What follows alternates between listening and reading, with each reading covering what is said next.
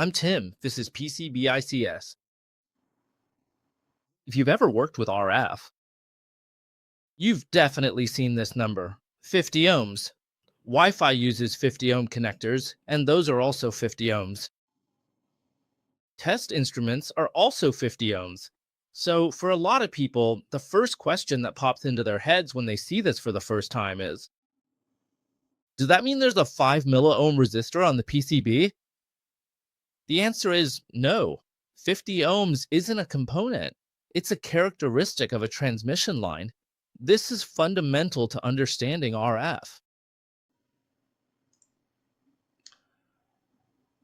Even though resistors and transmission lines are both labeled as 50 ohms, they're completely different things.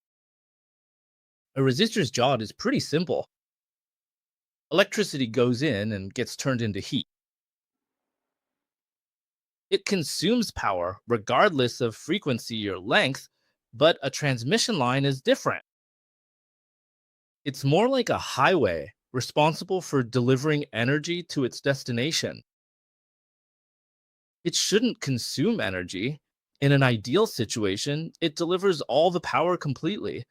So 50 ohms isn't a component, it's a property of this road. Since it's a road, why does it have to be set to 50 ohms? This is because if the impedance is not properly matched, signal reflection will inevitably occur. However, if the load is also set to exactly 50 ohms, the signal will travel smoothly and all the energy will be delivered. But if the load becomes 75 ohms, 30 ohms, or something else, it's like the highway gets cut off and part of the energy is lost. It'll bounce back. This is what we call reflection. And that's the source of all the trouble in RF. So here's the question. How does a PCB know if it's 50 ohms? The answer lies in its dimensions and materials. For example, with microstrip lines, their impedance is determined by these factors, like the width of the trace and the thickness of the board, and the dielectric constant.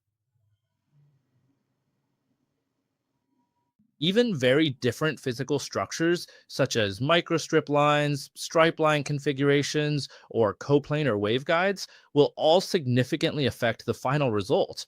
So you see, 50 ohms isn't just some kind of magic number.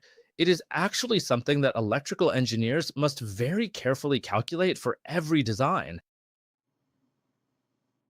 For example, let's say this trace is 50 ohms. If it changes to 75 ohms, then part of the energy will bounce back. The more severe the reflection, the less signal reaches the end, as the incident and reflected waves add together. This creates what everyone often hears about VSW, and then a series of problems follow. Heat generation increases, signal distortion occurs. Yeah, and even worse, the system performance becomes unstable. A lot of people think it's a chip problem, but actually, it's just a mismatch. So, how do you actually achieve 55 ohms in design? First, you need to control the geometry. For example, the width and thickness of the trace. Second, choose the right materials. For example, FR4. The main difference is their dielectric constant. Third, utilize specialized calculators or solvers. PCB calculators can assist you in being able to precisely and accurately determine the trace impedance. Fourth, verification. Build a test board. Use a VNA to measure S11. Keep adjusting until you get close to the target. So, 50 ohms isn't just cut out, it's designed. Today, I hope everyone remembers 6 things. First, RF traces are not ordinary wires, they are transmission lines. Second, it's not just about electrons. Third, impedance mismatch will cause serious reflections. Fourth, impedance is determined by both structure and materials. Fifth, both calculation and measurement are indispensable.